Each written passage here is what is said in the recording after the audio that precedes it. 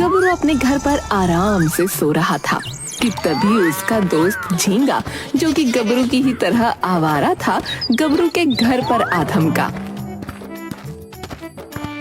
अरे गबरू भैया, ये कोई समय है सोने का?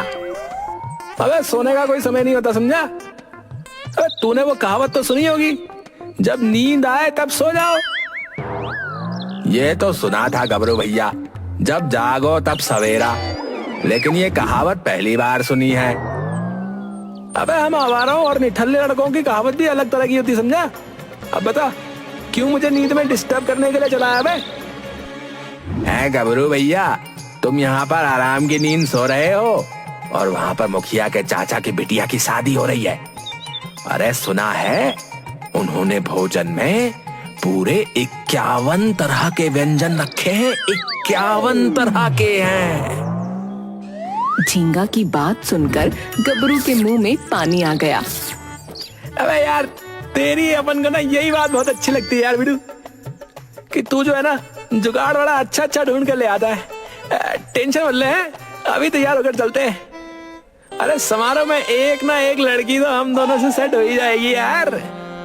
सही कहा गबरू भैया, है क्या बता हम दोनों का भी घर बस जाए।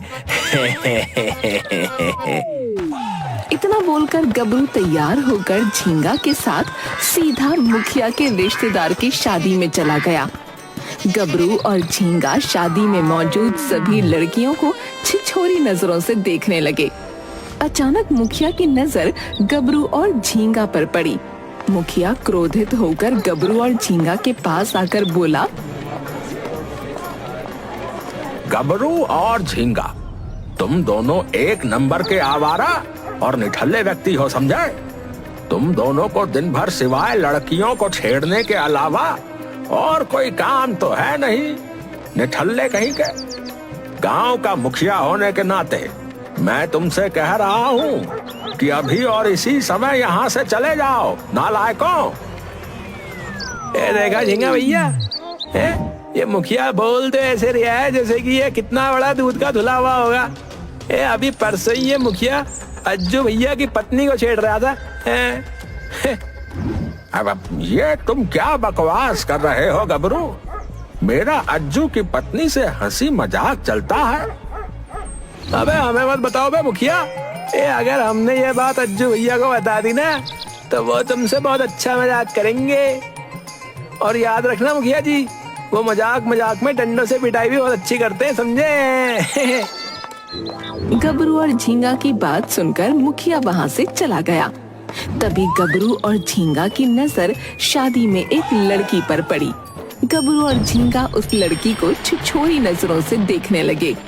गबरू छिछोरी हंसी हंसते हुए झींगा से बोला, झींगा भैया, वो सामने उस कन्या को देख रहे हो ना, वही तुम्हारी भाभी बनेगी। है गबरू भाई, अपनी शक्ल देखी है तुमने? है उबले हुए आलू जैसी तो शक्ल है यार तुम्हारी। यार भैया, वो कोई शहर की लड़की लगती है, तुमसे ना पटेगी।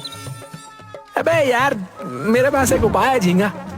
क्यों ना हम उस लड़की से बात करें? मुझे पूरा यकीन है कि हम दोनों में से वो किसी एक को तो पसंद कर ही लेगी। बात तो तुम्हारी बिल्कुल सही है। चलो चलकर उससे बात करते हैं। गबरू और झींगा दोनों उस लड़की के पास चले गए। उस लड़की का नाम था बिंदिया। गबरू बिंदिया को छिछोरी नजरों से देखते हुए बोला, हेलो हेलो हेलो, हमें तुमसे ना कुछ बात करनी है। मैं तो काफी देर से देख रही हूँ कि तुम दोनों छिछोरे अपनी गंदी नजरों से सब लड़कियों को देख रहे हो। तुम्हें देखकर मैं इतना तो समझ गई कि तुम दोनों में शर्म नाम की कोई चीज तो है ही नहीं। मैंने आपके जितनी समझदार लड़की नहीं देखी। बहुत कम लड़कियां ऐसी होती हैं जो पहली नजर में लड़कों की सारी बातें जान लेती हैं। बिंदिया गबरू का मजाक उड़ाते हुए बोली, तुम्हें लगता है कि तुम लड़के हो?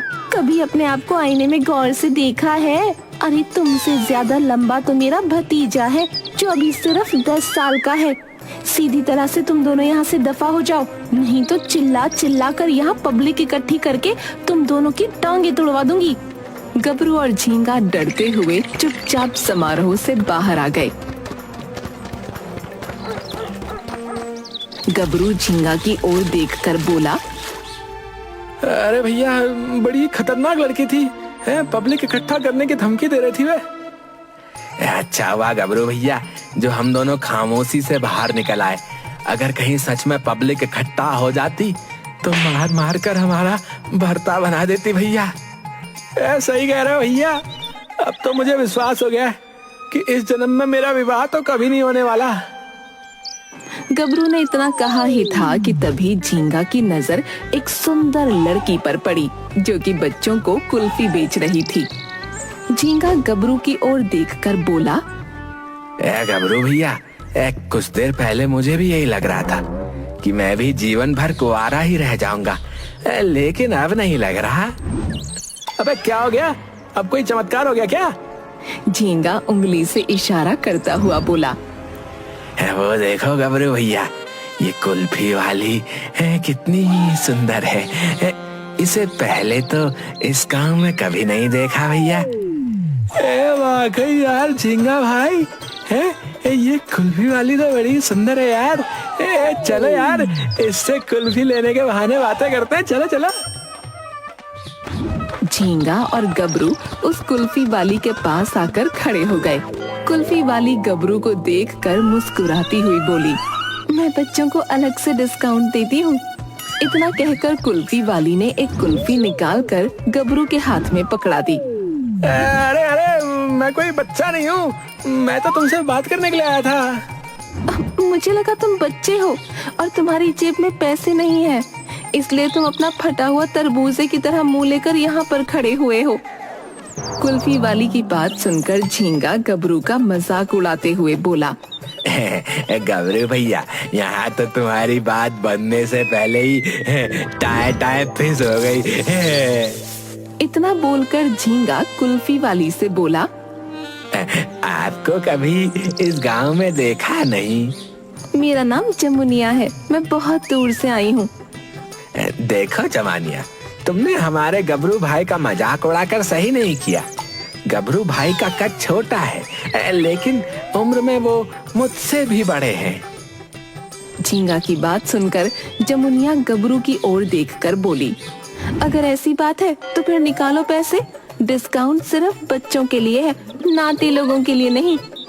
गबरू अपनी जेब टटोलते हुए बोला, पैसे तो नहीं है मेरे पास।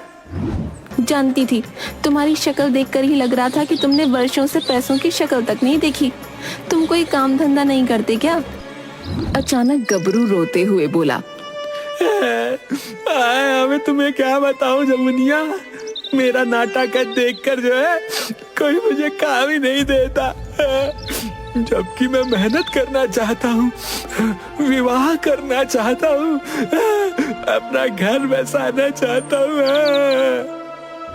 अरे रे रे, रो मत, चिंता मत करो, मैं आ गई हूँ ना, अब सब सही हो जाएगा। इस गांव के पास में जो जंगल पड़ता है ना, मैं वहीं अपनी झोपड़ी बनाकर रहती हूँ। तुम शाम को मेरे पास आना, मैं तुम्हें कोई ना कोई काम जरूर दूंगी। इतना बोलकर जमुनिया अपना ठेला लेकर चली गई।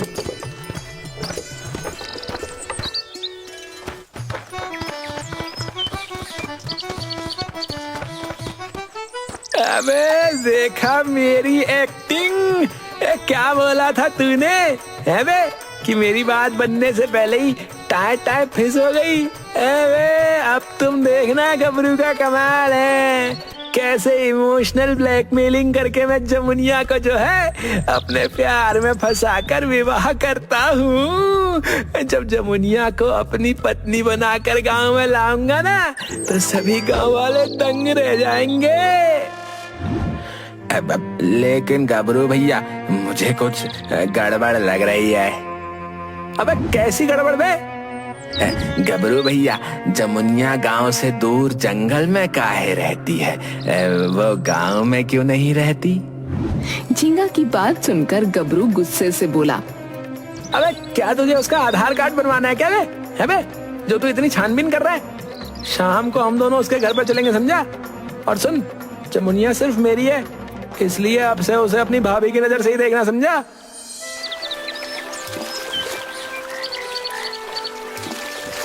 शाम को गबरू और झींगा जंगल में बनी हुई उस झोपड़ी के अंदर चले गए जहाँ जमुनिया रहती थी।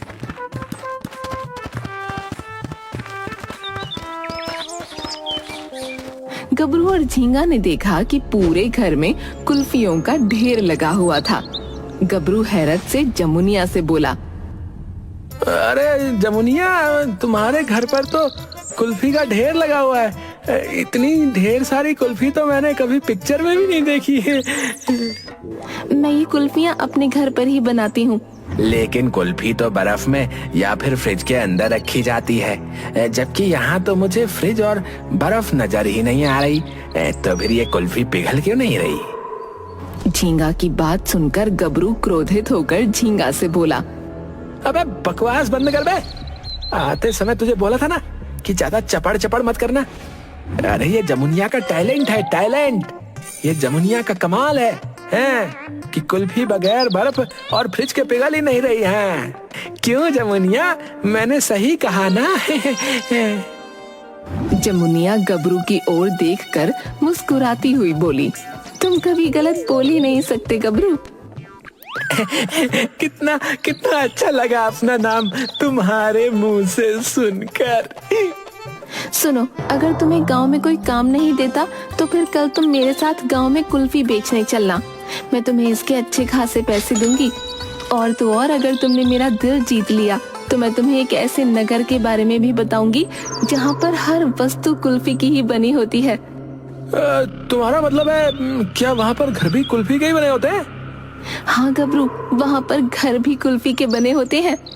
अगर ऐसी बात है जमुनिया, तो कल मैं सुबह ही यहाँ पर आ जाऊंगा और तुम्हारे साथ गांव में कुल्फी बेचने चलूंगा।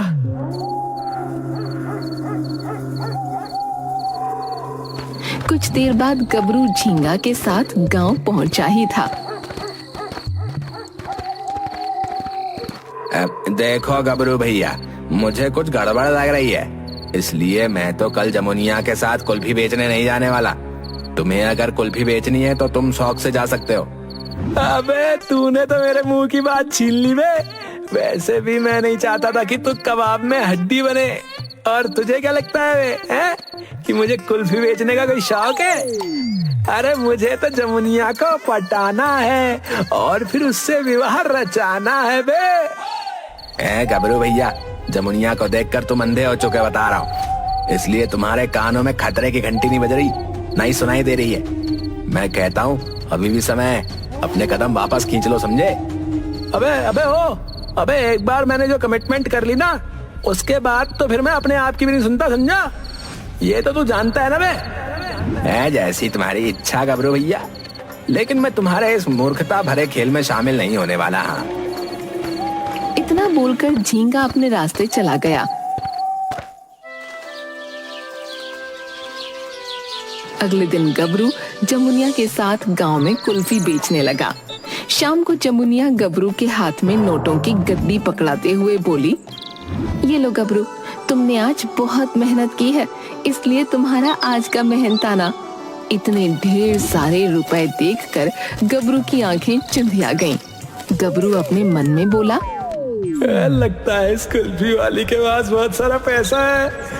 झींगा तो मूर्ख निकला जो बीच रास्ते से ही भाग गया। अब कुछ ही दिनों में मैं जमुनिया से अपने प्रेम का इजहार कर दूंगा और उससे विवाह करके सारी दौलत का मालिक बन जाऊंगा। क्या सोच रहे हो? कुछ नहीं जमुनिया, कल मैं फिर सुबह तुम्हारी झोपड़ी पर आ जाऊंगा। है? कुछ दिन तक गबरू जमुनिया के साथ कुल्फी बेचने जाता रहा। एक शाम गबरू जमुनिया के घर पर जमुनिया की ओर देखकर बोला, जमुनिया, मैं तुमसे काफी दिनों से एक बात कहना चाह रहा था। मैं जानती हूँ गबरू कि तुम मन ही मन मुझसे प्रेम करने लगे हो। सच तो यह है कि मुझे भी तुमसे प्रेम हो गया है। देखो, तुम्हारा दोस्त बीच रास्ते में ही छोड़कर भाग गया हमें, लेकिन तुम नहीं भागे। ये बोलकर तो तुमने मेरी आधी टेंशन कम कर दी जमुनिया। अब बाकी बातें छोड़ो, ये बताओ कि अपन दोनों शादी कब रचा रहे हैं? गबरू, मैं जहाँ रहती हूँ वहाँ एक रिवाज है। कैसा रिवाज?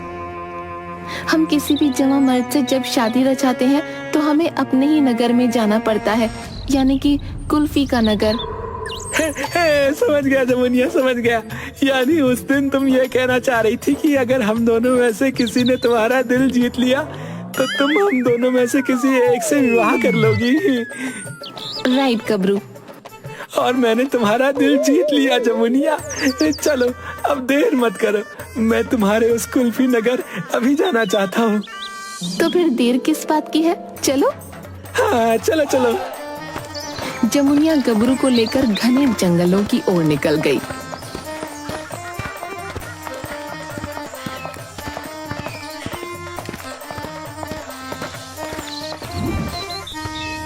कुछ ही देर में गबरू ने अपने आप को एक कुल्फी के पहाड़ पर पाया, जहाँ पर कुल्फी के घर बने हुए थे और वहाँ पर हर वस्तु कुल्फी की ही बनी हुई थी। जमुनिया, मैं तो सोच रहा था कि तुम मुझसे मजाक कर रही हो, लेकिन यहाँ तो हर वस्तु मुझे कुल्फी की दिखाई दे रही है। तभी गबरू की नजर एक बहुत बड़े बर्फ के मैदान पर पड़ी, जहाँ पर बहुत से इंसान कुल्फी के बने हुए जमे हुए थे। ये कौन है जमुनिया? ये सब मेरे पति हैं। तुम कहना क्या चाहती हो? अरे टेंशन मत लो, तुम्हें सामने जितने भी इंसान कुल्फी बने दिखाई दे रहे हैं वो सब मुझसे प्यार करते थे और मुझसे विवाह करना चाहते थे, और उन्होंने ऐसा किया भी। हमारे नगर में जब भी कोई इंसान हमारे नगर की लड़कियों से प्रेम करता है तो हम लड़कियां उसे कुल्फी बना देती हैं ताकि वो हमें छोड़कर कहीं न जा पाएं।